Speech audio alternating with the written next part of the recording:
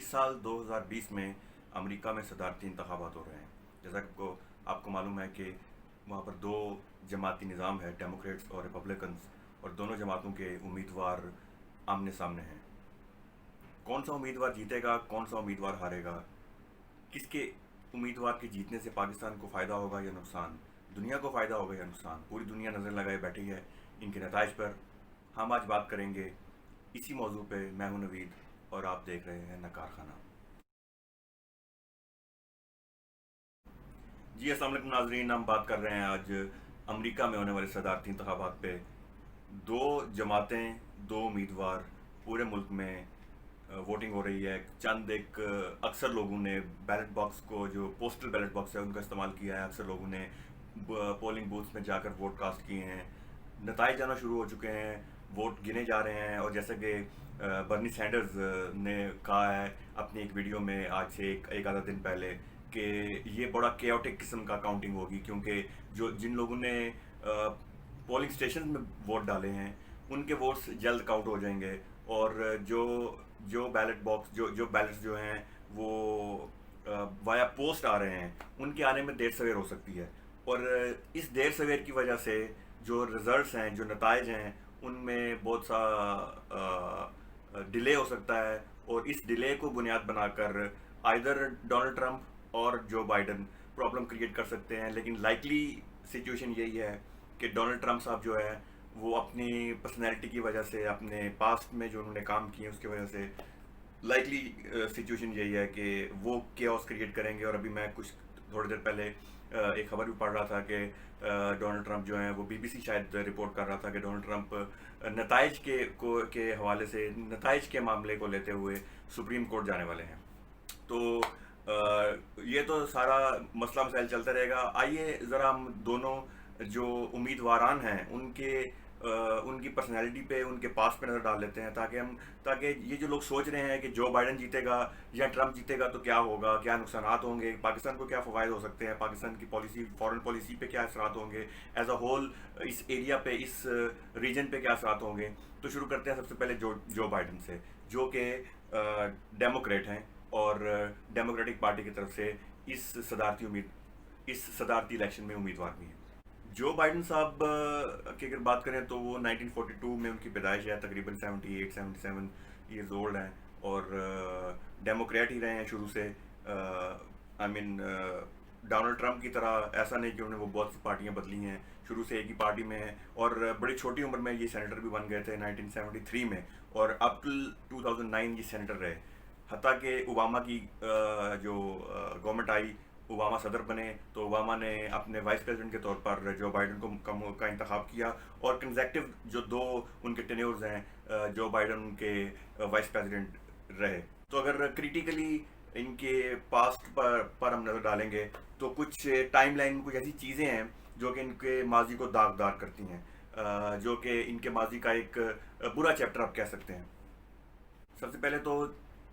شروع کرتے ہیں صدر اوباما جب پریزیڈنٹ بنے تو ظاہر ہے جو بائیڈن بھی اس وقت وائس پریزیڈنٹ ساتھ میں بنے. تو انہوں نے جو انہیرٹ کیا ہے وہ اپنے پریڈیسیسر سے جو انہیرٹ کیا وہ عراق وار تھی اور افغانستان وار تھی. اوکے، یہ وار انہوں نے سٹارٹ نہیں کی، اس میں جو بائیڈن کا کوئی قصور نہیں ہے مانا جا سکتا. اور دیکھنے میں یہ آیا تھا کہ انہوں نے عراق وار اور افغانستان وار میں کسی حد تک کمی لانے کی بھی کوشش کی. تو یہ ایک پلس پوائنٹ کی طرف جاتا ہے. اس کے بعد اوباما ایڈمنسٹریشن میں جب جو بائیڈن وائس پریزیڈنٹ تھے تو ڈرون اٹیکس پوری دنیا میں بہت زیادہ بڑھ گئے تھے. اور اسپیشلی پاکستان میں جو ڈرون اٹیکس تھے، ہمارے جو افغانستان کے جو ساتھ سرحدی علاقہ ہے وہاں پر پاکستان کے اندر ڈرون اٹیکس کی تعداد بہت زیادہ ہے. اگر آپ ہسٹری دیکھیں، گوگل کر کے دیکھیں تو آپ کو پتہ چلے گا کہ ان کے دور حکومت میں ڈرون اٹیکس بے انتہا کے ہوئے. اور اس میں انسپائٹ آف آل دیٹ کہ مختلف ملک جو ہیں وہ انہوں نے احتجاج بھی کیا، انہوں نے اپنی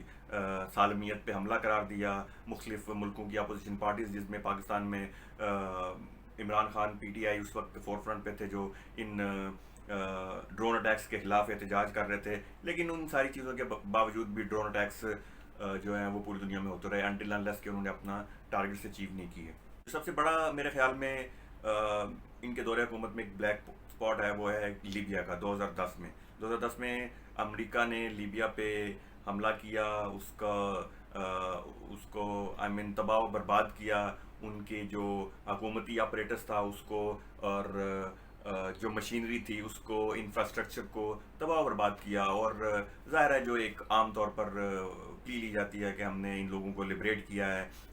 اور جو اس وقت عرب ممالک میں ایک ریولوشن سٹارٹ ہو چکی تھی جس کو بعد میں عرب سپرنگ کا نام دیا گیا، اس عرب سپرنگ کے آڑ میں امریکن اسٹیبلشمنٹ کی آنکھ میں چبھنے والا ایک ایسا کانٹا جو بڑے عرصے سے ان کو تنگ کر رہا تھا، اس عرب سپرنگ کی آڑ میں امریکن اسٹیبلشمنٹ نے وہ کانٹا اپنی آنکھ سے نکال دیا، اور ان کی اپنی زبان میں جنرل معمر قذافی کو انہوں نے نیوٹرلائز کر دیا. 2011 بڑا ایک انسانی تاریخ میں، موجودہ تاریخ میں ایک بڑا یادگار سال ہے. اس سال میں ہوا کیا؟ اس سال میں امریکہ نے اپنے سب سے بڑے دشمن کو ان کے بقول اٹھایا، اس کو مارا، اس کو وہاں سے مارنے والی جگہ سے اٹھایا، اور پھر بعد میں نامعلوم مقام پہ اس کی باڈی کو ڈسپوز آف کر دیا گیا. جی میں بات کر رہا ہوں ایبٹ آباد کا جو سانحہ ہوا، جو ایبٹ آباد میں جو آپریشن کیا گیا امریکن آرمی کی طرف سے انڈر اوباماز واچ 2011 میں. اور پھر اسامہ بن لادن کو ایک ایبٹ آباد میں کمپاؤنڈ سے ان کے بقول فائٹ ہوئی، وہاں پر گن فائٹ ہوئی، وہاں پر اس کو بھی ان کے اپنے الفاظ میں نیوٹرلائز کیا، اور پھر اس کی باڈی کو کہیں ڈسپوز آف کر دیا گیا. تو یہ ایک کہا جاتا ہے، اگر دیکھا جائے ایک as a third person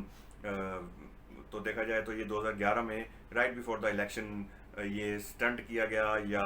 popularity کو گین کرنے کے لیے، یا اگلا الیکشن فکس کرنے کے لیے. تو یہ سارا situation right before the election کیا گیا، اور ڈیفینیٹلی ہم سب کو پتہ ہے دس از اے پارٹ آف ہسٹری کہ اس کے فوراً بعد جو الیکشن ہوئے اس میں اوباما نے دوبارہ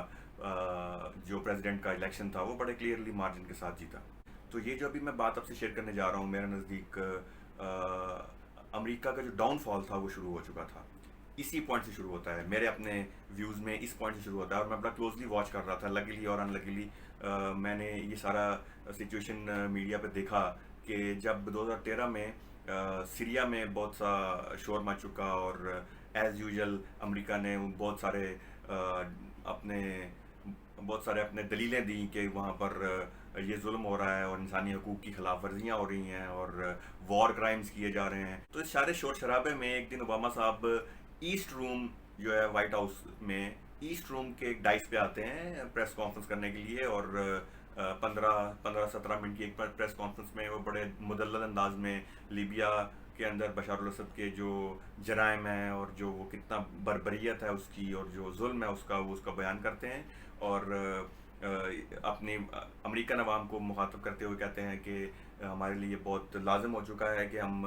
بشار الاسد کو سبق سکھا دیں، کیونکہ ظاہر ہے وہ امریکن عوام کا ٹیکس کا پیسہ خرچ کرنے جا رہے تھے. تو لیکن اس تقریر میں انہوں نے دو بڑی باتیں واضح کر دیں. ایک تو یہ ہے کہ وہ یہ جو کانفلکٹ شروع کرنے جا رہے تھے وہ نہیں چاہتے تھے کہ یہ کوئی وداؤٹ اینی ٹائم ٹیبل ہو. کے بعد انہوں نے ایک اور بات بھی واضح کی کہ امریکن حکومت اس وقت یہ بھی نہیں چاہتی کہ ان کے جو آرمی ہے ان کے بوٹس آن گراؤنڈز ہوں، یعنی آرمی انویڈ کرے فزیکلی ان کی سرزمین پہ، سیریا کی سرزمین پہ. تو انہوں نے اس وقت حکم دیا اپنی ایئر فورس کو کہ وہ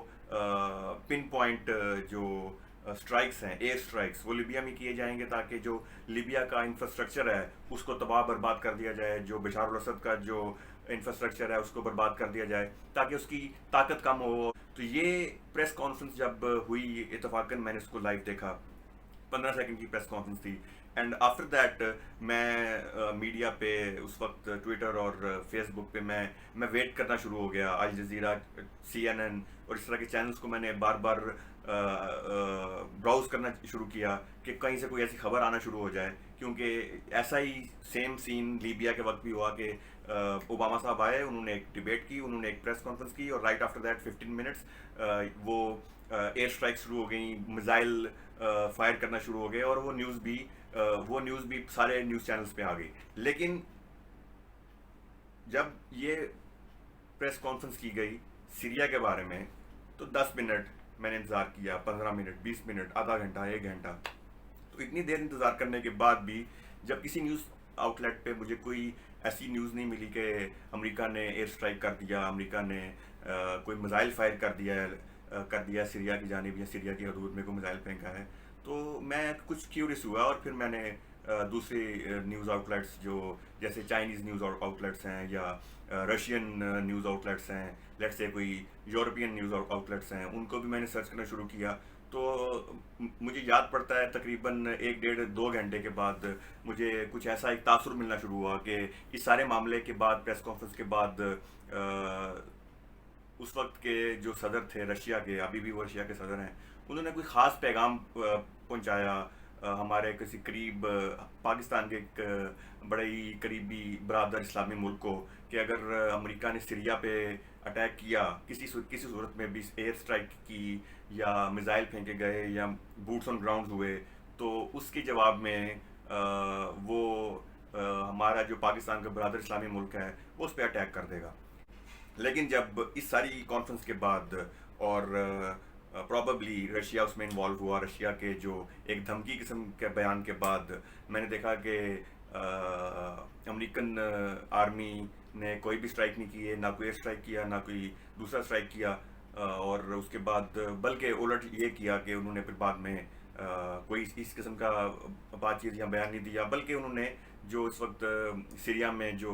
बशर अल असद के ख़िलाफ़ जो ग्रुप्स लड़ रहे थे, जो कि उनके अपने अल्फाज के मुताबिक, ओबामा के अपने अल्फाज के मुताबिक, कि वो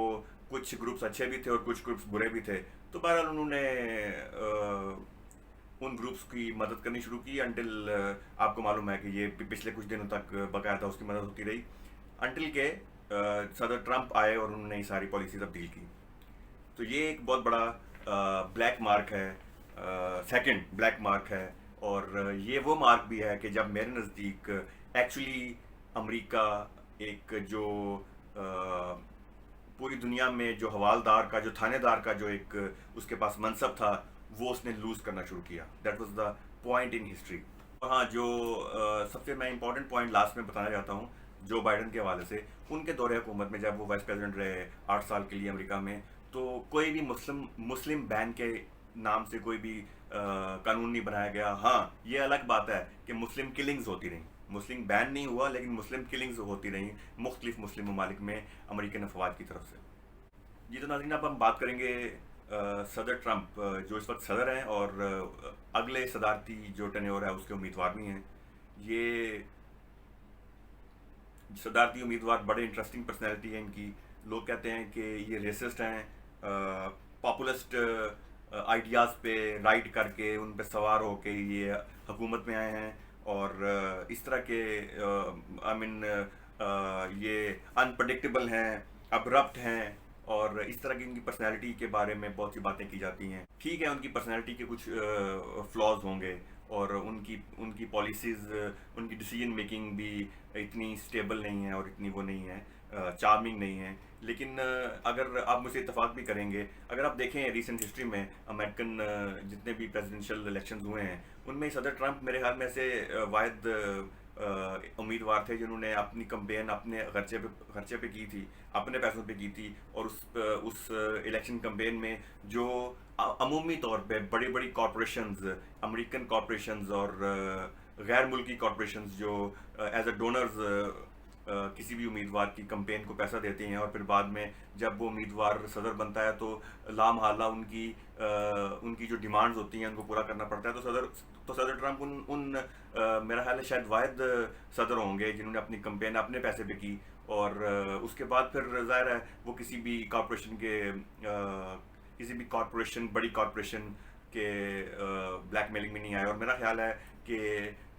सदर ट्रंप जो हैं वो कभी भी अमेरिकन इस्टेब्लिशमेंट के पसंदीदा नहीं रहे। अमेरिकन इस्टेब्लिशमेंट ने शायद शुरू में तो नहीं, लेकिन बाद में उनके जो दौरे हुकूमत में उनके बहुत मुखालफत की गई।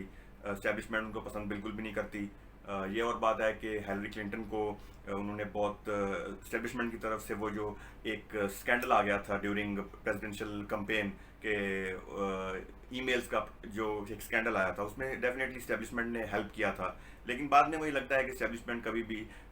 صدر ٹرمپ کو انہوں نے پسند نہیں کیا، اور اوور آل سوائے چند ایک کے اوور آل جو امریکن میڈیا ہے وہ بھی صدر ٹرمپ کو پسند نہیں کرتا، اور وہ سب بھی کمپین کر رہے ہیں اس وقت کہ ٹرمپ جو ہیں وہ دوبارہ الیکٹ نہ ہو سکیں۔ میرا خیال ہے جب میں یہ ویڈیو اپلوڈ کر رہا ہوں گا تو صورتحال کسی حد تک واضح ہو چکی ہوگی کہ جو کون سا امیدوار لیڈ کر رہا ہے اور ان کی لیڈ زیادہ ہے تھوڑی ہے۔ ابھی تک کی صورتحال میں تقریباً مورلیس ریس تقریباً برابر چل رہی ہے، تو دیکھیں گے جب یہ ویڈیو اپلوڈ ہوگی تو اس وقت کیا صورتحال ہوگی۔ بات کریں گے صدر ٹرمپ کی جو دورہ حکومت میں انہوں نے کیا کیا ایسے کام کیے ہیں کہ جن کو خاص کر اس ویڈیو میں ہمیں مینشن کرنا چاہیے، وہ چاہے پازیٹیو ہے نیگیٹو ہیں۔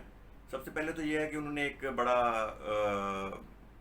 سطحی سا اور بڑا فضول سا کام کیا، وہ مسلم بین تھا۔ مسلم بین اگر دیکھا جائے تو انہوں نے اپنے اس کمپین میں جو نعرے لگائے تھے، جو مینیفیسٹو میں ان کی بات تھی کہ وہ مسلم بینز کریں، مسلمز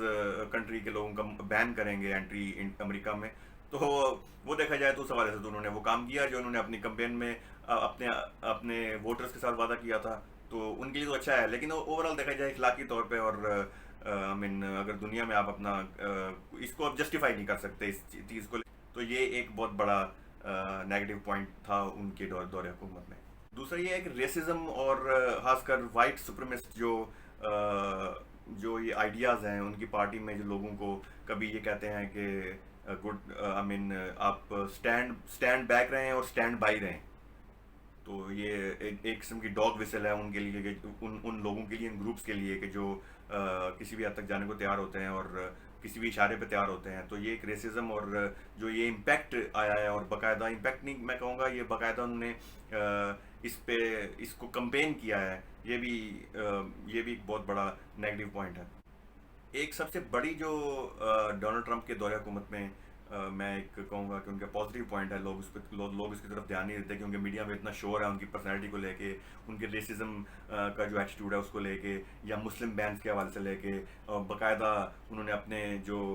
خواتین اور خاص کر مسلم خواتین جو سینیٹرز ہیں ادھر، ان کا باقاعدہ نام لیکن نیم شیمنگ کی ہے، ان کی ایتھنیسٹی کو لے کے ان کو بلیم کیا ہے، اور سو اینڈ سو ان کا جو وہ تو ایک لمبی لسٹ ہے۔ لیکن اس سارے شور میں ایک بڑی امپورٹنٹ بات جو ہم شاید اگنور کر رہے ہیں، وہ یہ ہے کہ ان کے دور حکومت میں کوئی جنگ نہیں شروع کی انہوں نے، بلکہ دنیا میں کہیں بھی کوئی جنگ نہیں شروع کی، بلکہ انہوں نے کچھ ایسے بڑے حیران کن قسم کے اقدامات کیے، جیسے کوریا کے ساتھ، south Korea Kim Jong Un کے ساتھ انہوں نے باقاعدہ ایک کانفرنس کر ڈالی، جو کہ کسی بھی امریکن صدر کو اس کے لیے سوچنا بھی آئی تھنک ممکن نہیں تھا، اس لیے جب میں وہ سین دیکھ رہا تھا کہ ٹرمپ اور کم دونوں ساتھ میں چل رہے ہیں، دونوں ساتھ میں بیٹھے ہیں، دیٹ واز ہسٹوریکل سینز، آپ یہ کریڈٹ سے نہیں چھین سکتے۔ اور اس کے علاوہ بھی فلسطین کے لیے، فلسطین اور اسرائیل کے لیے بھی وہ اچھا کر رہے ہیں یا برا کر رہے ہیں، یہ ایک علیحدہ بحث ہے، لیکن وہ گئے، انہوں نے ایگزیکیوٹ کیا، اس میں ان کی کیا پازیٹیو چیزیں ہیں، کیا نیگیٹو چیزیں ہیں، وہ ایک دوسری بات ہے، اس پہ بحث کی جا سکتی ہے۔ پھر ایران کے معاملے میں انہوں نے کافی چیزوں کو خراب کیا، مے بی وہ ایکچولی جو اوباما صاحب جاتے ہوئے ایک ڈیل کر گئے تھے ایران کے ساتھ، اور شاید وہ ٹرمپ اس کو پسند نہیں کرتے تھے، اس لیے انہوں نے اس ڈیل کو تو بلو کیا۔ یہ ایک نیگیٹو، یہ ایک اور نیگیٹو بات تھی جو ٹرمپ صاحب کے حصے میں آتی ہے۔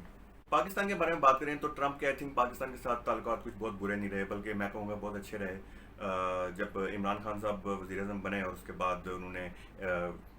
ریپڈلی 2-3 دورے بھی کیے، اس کے ساتھ ایک کیمسٹری، ایک آپ کہتے ہیں واقفیت بحال کی، اور جب بات چیت ہوئی اور دونوں ایڈمنسٹریشن نے آپس میں کام کرنا شروع کیا، تو اگر آپ دیکھیں تو پاکستان کا جو رول ہے افغانستان کا جو امن عمل ہے، جو ایک بڑا پلس پوائنٹ ہے ٹرمپ ایڈمنسٹریشن کا، یعنی جو پلس پوائنٹس، بڑے پلس پوائنٹس ہیں، ان میں سے یہ آئی تھنک پہلا یا دوسرا ہو سکتا ہے۔ تو جو افغانستان کا امن عمل ہے، اس میں پاکستان کا جو رول ہے اس کو اس کی مضبوطی اور اس رول کو مان کر اس رول کو باقاعدہ عزت دی گئی ہے، وہ ٹرمپ ایڈمنسٹریشن کی طرف سے ہے۔ اگر وہ نوز کہ اگر اوباما ہوتے یا ابھی جو بائیڈن ہوں گے یا اس سے پہلے بش تھے، تو اس سچویشن میں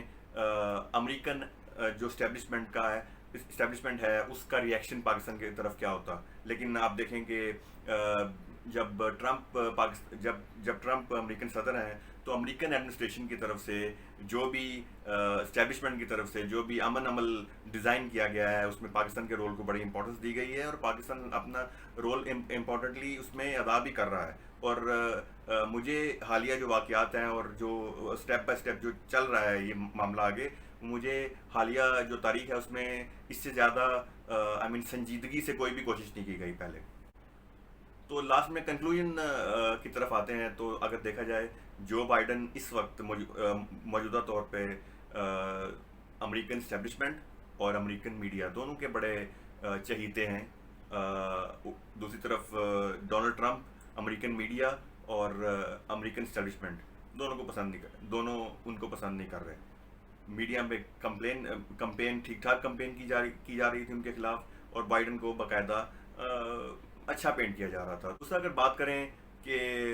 پاکستان کے حوالے سے کون اچھا ہے، تو میں نے آپ کو بات بتا دی کہ ٹرمپ نے پاکستان کے ساتھ کمپیریٹیولی بیٹر ڈیلنگ کی ہے، اور اگر جو بائیڈن آتے ہیں تو وہ جو بائیڈن وہی ہیں جو اوباما کے ساتھ ایز اے وائس پریزیڈنٹ کام کر چکے ہیں۔ تو اوباما کے دور میں ایبٹ آباد ہوا، اور اوباما کے دور میں لیبیا ہوا، اوباما کے دور میں سیریا کا ایک انہوں نے کہنا چاہیے اپنے آپ کو بلو کیا۔ تو یہ جو بائیڈن ہیں پاکستان کے حوالے سے، مجھے لگتا ہے کہ جو آدمی سیکھتا ہے اس عمر میں آ کے وہ اپنی عادتیں تبدیل کرنا اس کے لیے ممکن نہیں ہوتا۔ تو جو بائیڈن مجھے لگتا ہے کہ پاکستان کے حوالے سے اتنے شاید اچھے ثابت نہیں ہوں گے جتنے ٹرمپ نے قدرے دوسرے جو صدور تھے ان کے مطابق پاکستان کے ساتھ بہتر، میرے نزدیک پاکستان کے ساتھ بہتر سلوک کیا ہے۔ تو ٹھیک ہے ناظرین، آج تک کے لیے بس اتنا ہی۔ مجھے امید ہے کہ میری یہ ویڈیو آپ کو پسند آئی ہوگی۔ اگر پسند آئی ہے تو میرے چینل کو بھی سبسکرائب کریں، ویڈیو کو لائک کریں، شیئر کریں، اور آئندہ پھر کسی دوسری ویڈیو میں ملاقات ہوگی۔ تب تک کے لیے اللہ حافظ۔